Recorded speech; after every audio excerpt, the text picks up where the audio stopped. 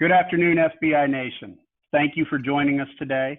Today, I am proud to be here with a longtime SBI friend of the firm, Mike Carpenter. Mike, welcome to the show today.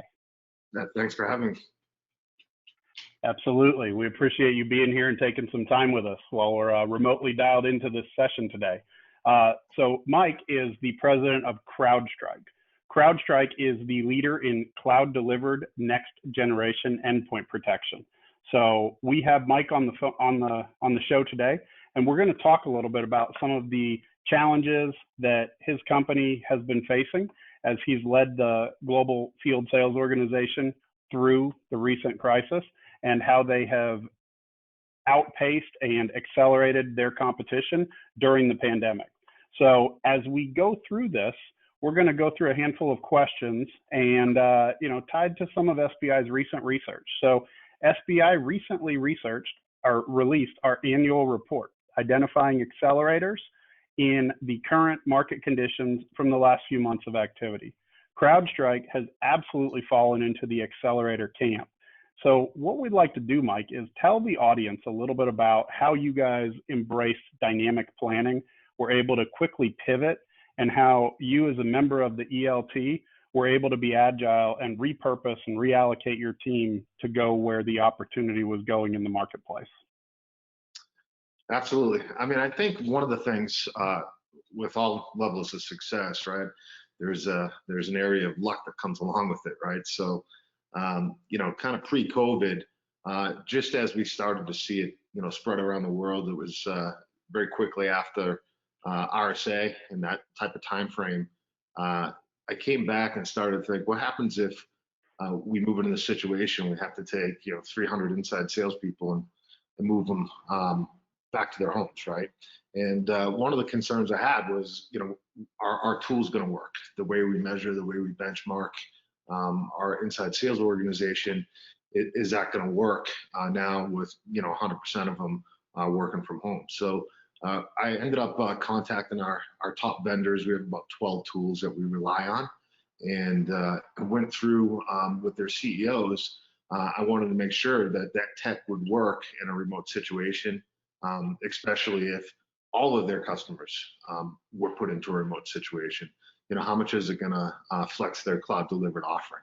And so we had those calls, got very comfortable with where they were, and then decided to run a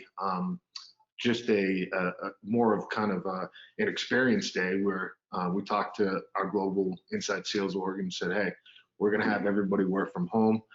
We want everybody to be able to test their tools, make sure they can operate from their laptops, and then we're going to measure productivity and see how it goes for the day. So we moved everybody home, and after the first day, the results came back. It was actually more efficient than they were in the office. And so we decided to run a second day. And the very next day, we decided to do it again and see what the results were that day. And again, they came back equally as strong. Now, as luck has it, the following week, the work from home mandatory letters came out from the office that we're going to have to move everybody from home as it was being demanded across the country, right? So we had already gone through that process, got the team ready for it. So we were in pretty good position. From there, I'd like to say it was pretty smooth sailing, right? The business is, as you can see with the numbers that we release now as a public company out of the street, has been really, really strong. And a huge part of that is just the commitment from the sales organization to make sure that they're being efficient, that they're actually putting their time in when they're working from their homes, and they're doing everything we can to help track and benchmark so that we can continue to coach and help them grow. So clicking into that a bit, I'm curious. So when you talk about the tools enabling the inside sales organization, this is something we've had a lot of companies struggling with, because your phone system in your call center certainly can measure a lot of productivity, a lot of stats, time on call, numbers of average handle time, et cetera. Was that the biggest inhibitor, or were there other tools as well that you needed to put in place to be able to remotely work? The biggest concern for me were those types of tools, right? Now, we don't run on a traditional, in-house PBX system or anything like that. We use, as a cloud delivered solution ourselves, we tend to go with cloud delivered offerings as our tool set. So, that was a huge differentiator for us, right? Being able to avoid having, all of your tools be, in-office specific tools, and having them be global tools that are standardized, but also are cloud delivered, gave us that flexibility to work from anywhere. Okay. So thinking about that, and then, when you were in the midst of that, so as you were going through that process and enabling everyone to work at home and be remote, that had to have been something that you were prepared to move on pretty quick. Now, how did that interrelate with the other selling motions? How did you correspond that with your field motion? What changed in the field motion, or any overlay motions or channel motions? Like, in addition to inside, what other major pivots did you make? Outside of inside sales, I mean, there's a lot around enablement, right? We wanted to make sure that people stayed connected. So we had to really step up communication, making sure that we put out a lot of audio and video communication across the globe, making sure people stayed connected with the business. It was actually one of the things that I noticed that was pretty unique was, right after the IPO, our CEO, myself, decided to continue the roadshow, right, and go spend 100 days on the road. We called it 100 and 100, and we went around the globe and met with 100 customers across 100 days. And when we came back, not only did we have to get on a diet and lick our wounds from all the flus we picked up being on the road for 100 days, but we found out how valuable that time was spent, right? Like, every meeting we were at, we're learning something new about our clients. And it really, allowed us to help pivot the business, make better decisions on products, and see where the gaps were in our go-to-market. And so when we came back, we decided as soon as we healed up, we'll get back on the road. And we launched it again. We're doing another 100 and 100, and COVID hit right before we took off, so it became virtual.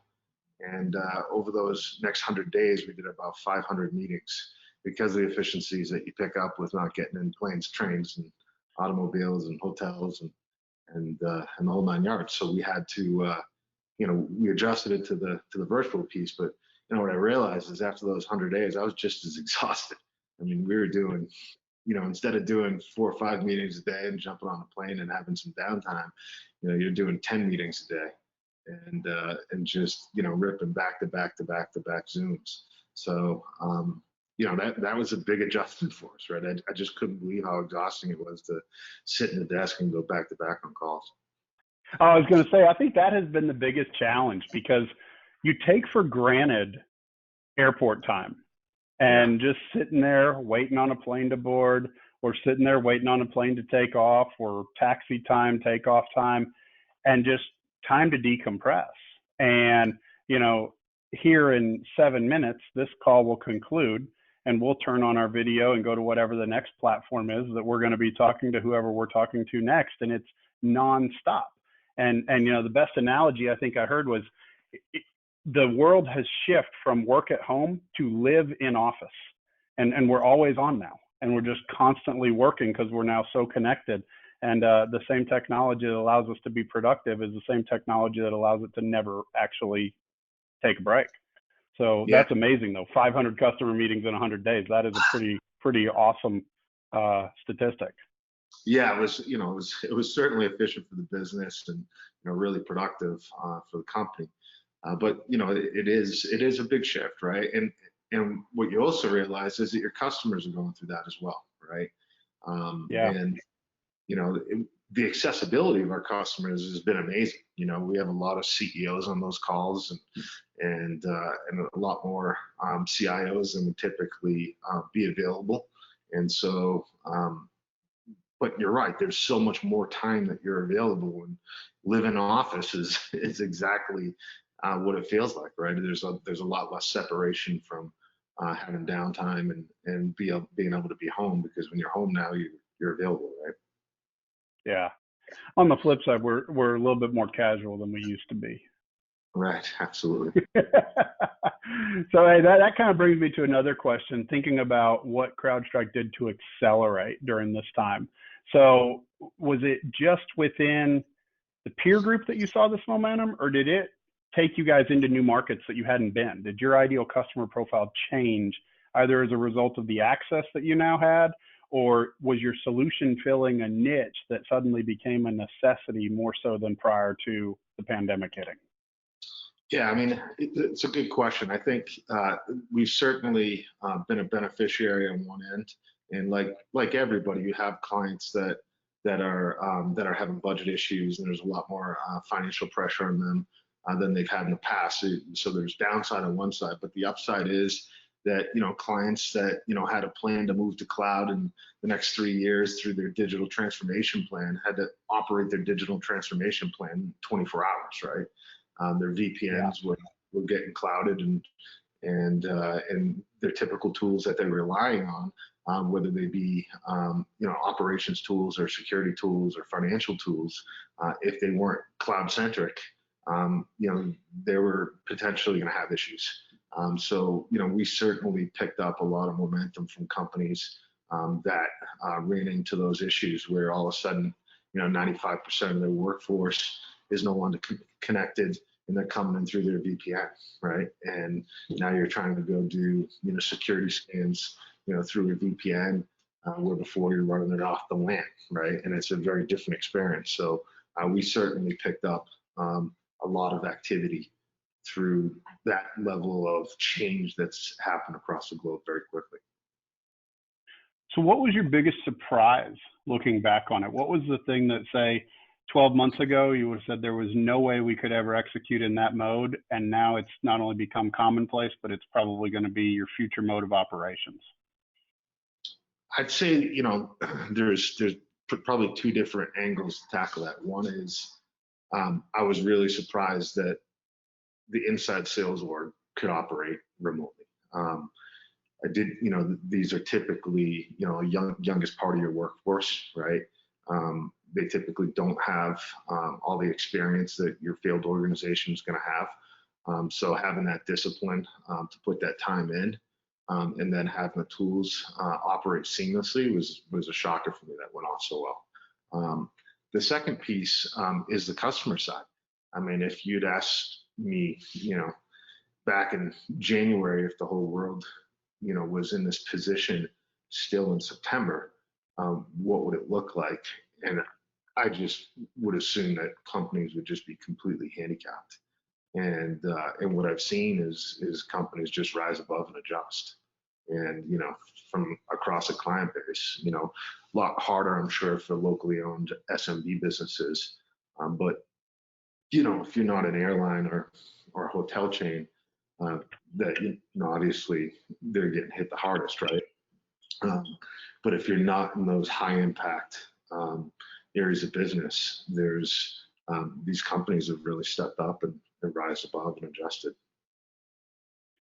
I think that's really insightful. As I think back to our conversation, there's three main takeaways that I have, which is one, inside sales. To your point, you made the comment that it's historically where the younger workforce is. The opportunity to rethink that, reimagine it, and reallocate those resources to now no longer have geographic constraints nor areas of expertise being a constraint. That's going to be a fascinating shift of inside sales into the future. Secondly, customer access. The ability to actually now interact with a customer virtually, and we will all still have face-to-face interactions, but they'll probably be definitely more limited and more for the major events, as opposed to the first cold call where you're just hoping the meeting doesn't get canceled when you're going in there for the first time. And then thirdly, I think the whole adjustment factor, the ability of corporations to adjust. The phrase, never waste a good crisis comes to mind.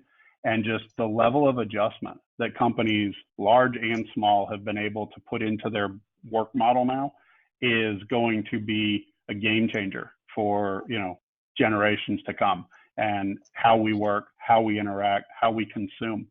So to me, those are really three great learnings that, we can take away from what you guys have seen at CrowdStrike. And, as we think to the future, definitely look forward to continued relationship with you guys, having you back on the show at the appropriate time when we can talk about, the next 12 months after it and what becomes of it.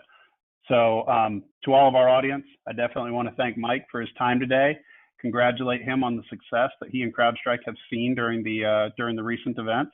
And for all of you out there, we definitely want to wish you luck as you try to make your number. Thank you for tuning in today. Have a great day. Thanks.